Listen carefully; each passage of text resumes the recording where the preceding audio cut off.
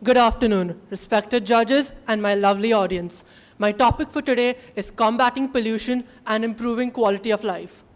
Water and air, the two essential fluids for all life on Earth, have become global garbage cans. Such an apt quote by Jacques Cousteau, and that's the issue.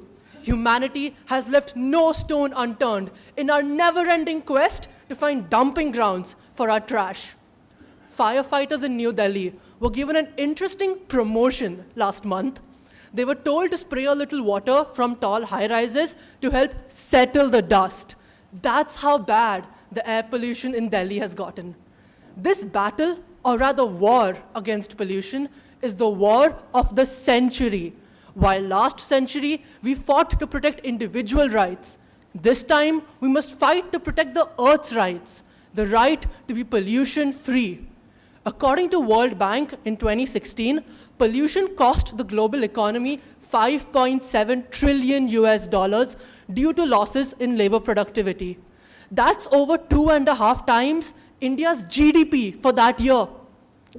But this is all impersonal, right? At the end of the day, 5.7 trillion is just a statistic on a report somewhere.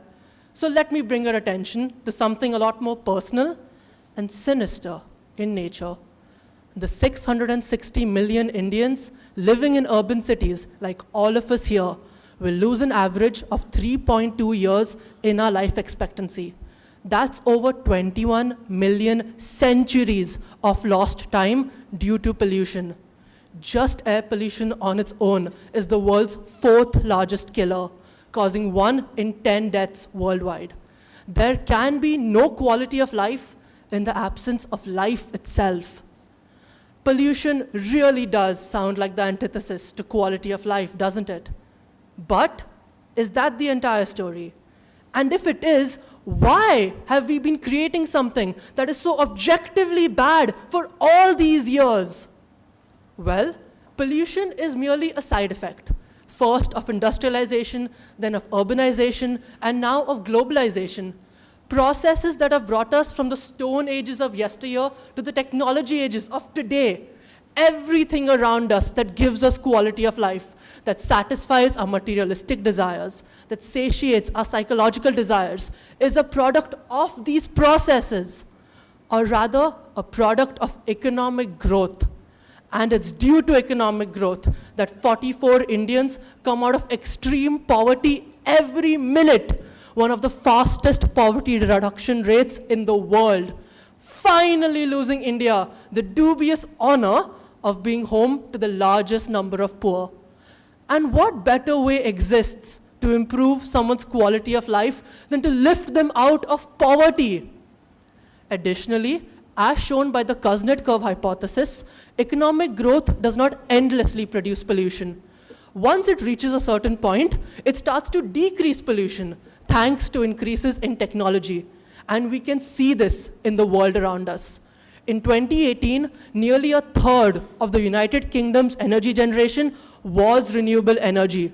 Meanwhile, across the Atlantic, Costa Rica went 300 days solely using renewable energy, setting a world record in the process.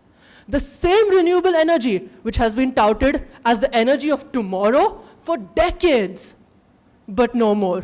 For our old villain, economic progress, is here to make it a reality, paving the road ahead to a future that's cleaner, greener, and more importantly, happier. As the former UN Secretary General Ban Ki-moon wisely said, saving our planet, lifting people out of poverty, and advancing economic growth, these are one and the same fight. Solutions for one must be solutions for all. And that can be the case now. Pollution versus quality of life. Environmental sustainability versus economic growth. These are no longer zero-sum games. We can now have the best of both worlds. We can now have economic growth alongside environmental sustainability. And I believe this sentiment was also mirrored in the topic for the day. My topic wasn't